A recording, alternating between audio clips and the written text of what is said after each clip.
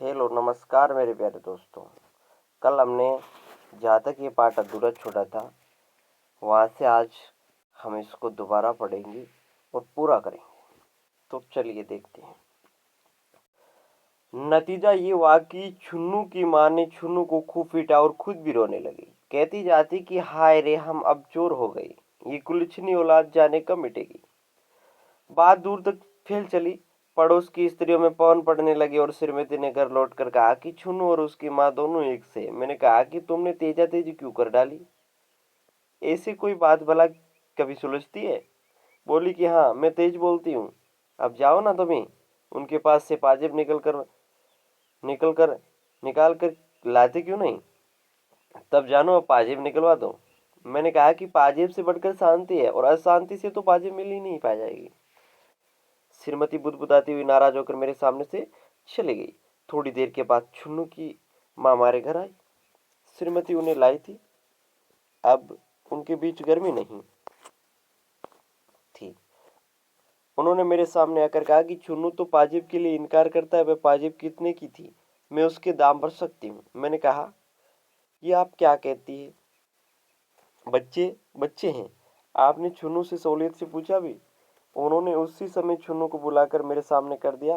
कहा कि क्यों रे, बता क्यों नहीं देता जो तेने पाजेब देखी हो। छुन्नू ने जोर से सिर हिलाकर इनकार किया और बताया कि पाजेब आशुतोष के हाथ में मैंने देखी थी और वह पतंग वाले को दे आया। मैंने खूब देखी थी, वे चांदी की थी। तुम्हें ठीक मालूम है।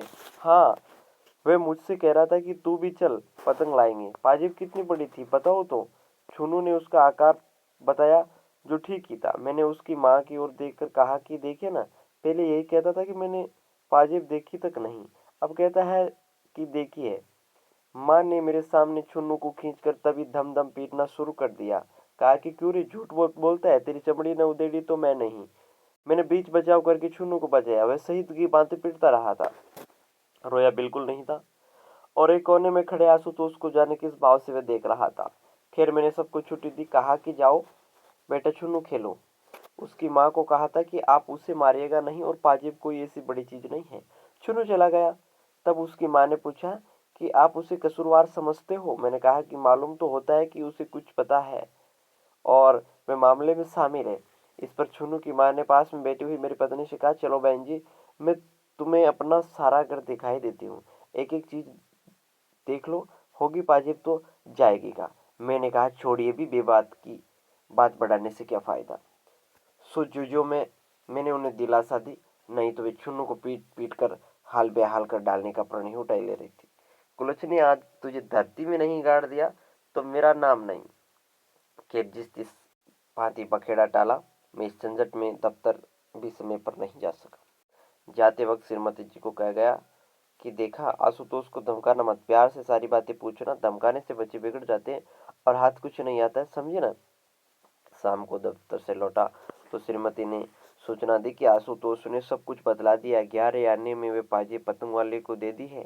पैसे उसने थोड़े थोड़े करके देने को कहे हैं। 5 आने जो दिए हैं वे चुन्नू के पास है। इस तरह रत्ती रत्ती बात उसने कह दी है। कहने लगी कि मैंने बड़े प्यार से पूछ पूछ कर ये सब उसके पेट में से निकाला है। 2-3 घंटे में मगज मारती रही। हाय राम, बच्चे का भी क्या जी होता है। मैं सुनकर खुश हुआ। मैंने कहा कि चलो अच्छा है, अब 5 आने बेचकर पाजी मंगा लेंगे। लेकिन ये पतंग वाला भी कितना बदमाश है, बच्चों के हाथ से ऐसी चीजें लेता है, उसे पुलिस में दे देना चाहिए, उच्च का कहीं का। फिर मैंने पूछा कि आशुतोष कहाँ है। उन्होंने बताया कि बाहर ही कहीं खेल खेल रहा होगा। मैंने कहा कि बंसी, जाकर उसे बुला तो लाओ। बंसी गया और उसने आकर कहा कि वे अभी आते हैं। क्या कर रहा है। चुन्नू के साथ गिल्ली डंडा खेल रहे हैं। थोड़ी देर में आशुतोष आया। तब मैंने उसे गोद में लेकर प्यार किया। आते आते उसका चेहरा उदास हो गया था और गोद में लेने पर वह विशेष प्रसन्न नहीं मालूम हुआ। उसकी माँ ने खुश होकर कहा कि हमारे आशुतोष ने सब बातें अपने आप पूरी पूरी बता दी है। हमारा आशुतोष बड़ा सच्चा लड़का है। आशुतोष मेरी गोद में टिका रहा, लेकिन अपनी बड़ी बड़ाई सुनकर भी उसको कुछ हर्ष नहीं हुआ प्रतीत होता था।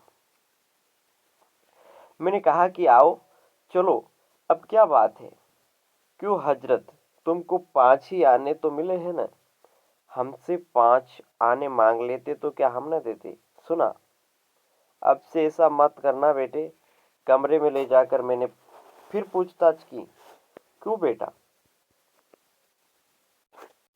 पतंग वाले ने 5 आने तुम्हें दिए थे ना? हाँ। और वे चुन्नू के पास है? हाँ। अभी तो उसके पास होगे ना? नहीं।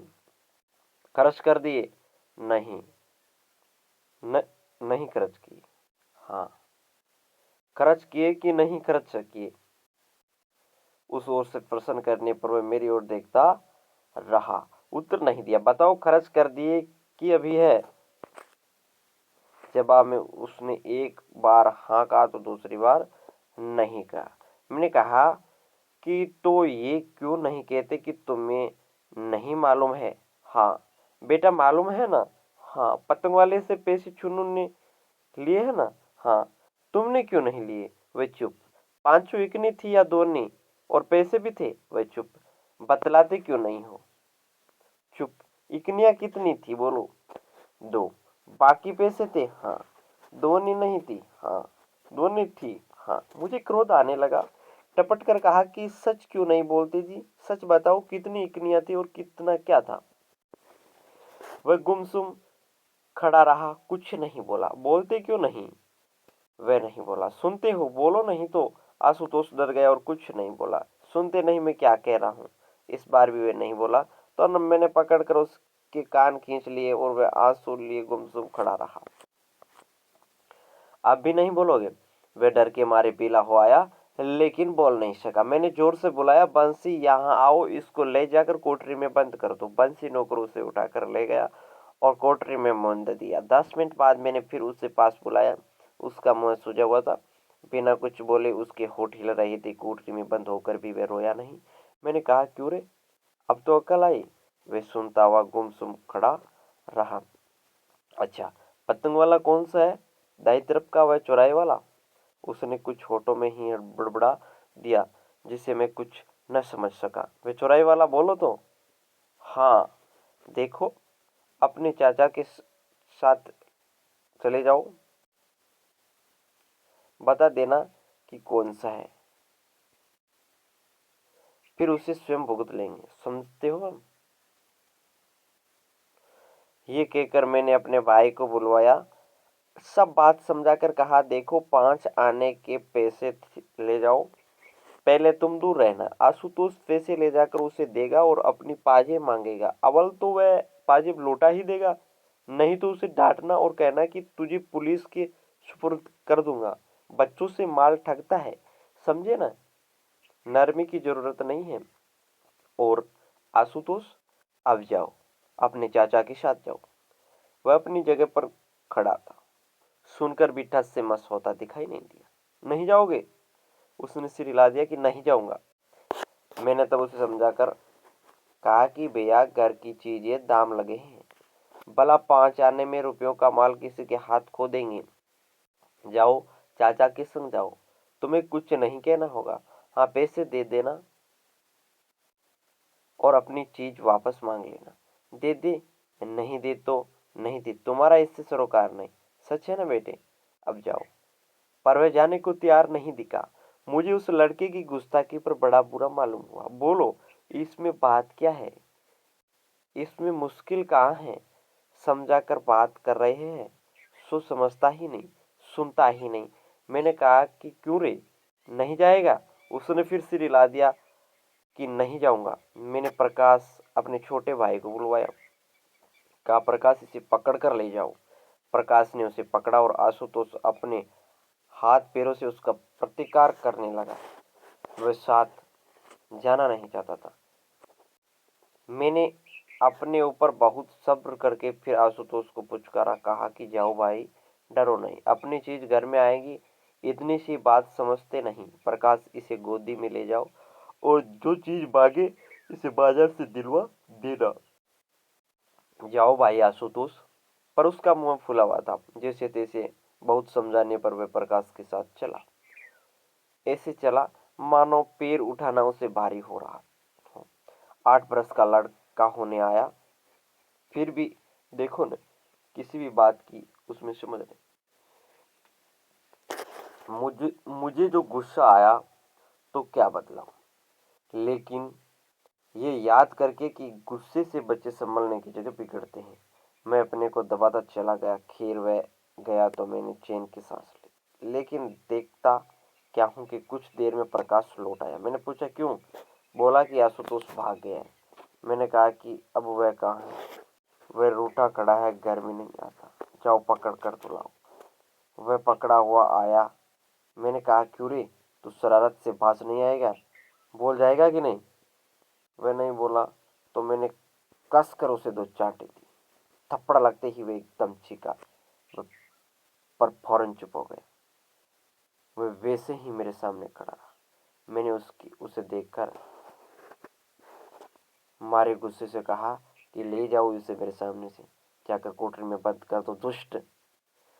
इस बार वह आधे 1 घंटे बंद रहा। मुझे ख्याल आया कि मैं ठीक नहीं कर रहा हूँ, लेकिन जैसे कि दूसरा रास्ता नहीं दिखता था। मार पीट कर मन को ठिकाना देने की आदत पड़ गई थी और कुछ अभ्यास न था।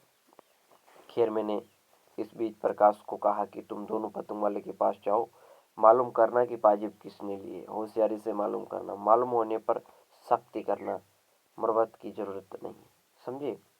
प्रकाश गया, पर लौटने पर बताया कि किसी के पास पाजेब नहीं है।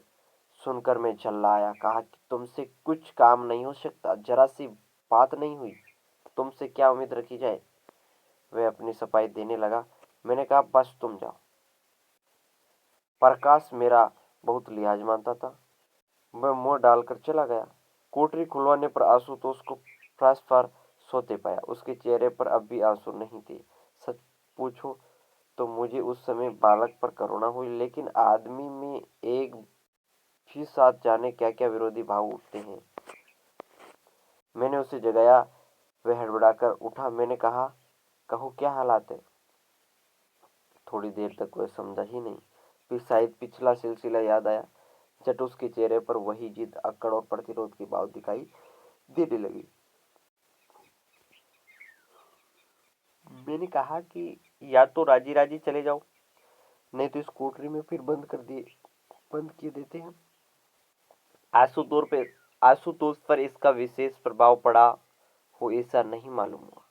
खैर उसे पकड़ कर लाया और समझाने लगा कि मैंने निकाल कर उसे 1 रुपया दिया और कहा बेटा इसे पतंग वाले को देना और पाजेब मांग लेना, कोई घबराने की बात नहीं है, तुम तो समझदार लड़के हो। उसने कहा कि जो पाजेब उसके पास नहीं हुई तो कहाँ से देगा? इसका क्या मतलब? तुमने कहा ना कि 5 आने में मैंने पाजेब दी है। न हो छुन्नू को भी साथ ले जाना, समझे? वो चुप हो गया। आके समझाने पर जाने को तैयार हुआ। मैंने प्रेम पूर्वक उसे प्रकाश के साथ जाने को कहा। उसका मुंह भारी देखकर डांटने वाला ही था कि इतने में सामने उसकी बुआ दिखाई दी। बुआ ने आशुतोष के सिर पर हाथ रखकर पूछा कि कहाँ जा रहे हो? मैं तो तुम्हारे लिए केले और मिठाई लाई हूँ। आशुतोष का चेहरा रूठा ही रहा। मैंने बुआ से कहा कि उसे रोको मत, जाने दो। आशुतोष रुकने को उद्यत था। वह चलने में आनाकानी दिखाने लगा। बुआ ने पूछा क्या बात है? मैंने कहा कि कोई बात नहीं, जाने दो न उसे। पर आशुतोष मचलने पर आ गया था। मैंने डपट कर कहा प्रकाश इसे ले क्यों नहीं जाते हो? बुआ ने कहा कि बात क्या है? क्या बात है? मैंने पुकारा बंसी तू भी साथ जा, बीच से लौट न पाए। सो मेरे आदेश पर दोनों आशुतोष को जबरदस्ती उठाकर सामने से ले गए। बुआ ने क्या, क्यों उसे सता रहे हो? मैंने कहा कि कुछ नहीं, जरा यूं ही। फिर मैं उसके साथ इधर उधर की बातें ले बैठा। राजनीति राष्ट्र की ही नहीं होती है, मोहल्ले में भी राजनीति होती है।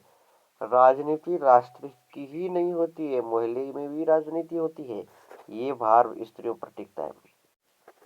कहा क्या हुआ, क्या होना चाहिए इत्यादि चर्चा स्त्रियों को लेकर रंग फैलाती है। इसी प्रकार की कुछ बातें हुई। फिर छोटा सा बक्सा सरकाकर बोली, इसमें इसमें वे कागज है जो तुमने मांगे थे, और यहाँ। ये कहकर उन्होंने एक बास्केट की जेब से हाथ डालकर पाजेब निकाल कर सामने की, जैसे सामने बिच्छू। मैं भयभीत भाव से कह उठा, ये क्या? बोले कि उस रोज भूल से ये पाजेब मेरे साथ चली गई। नमस्कार मेरे प्यारे मित्रों, आज ये चैप्टर हमारा पूरा हो गया है। अब जल्दी ही अगला चैप्टर आपके सामने लेकर आऊँगा।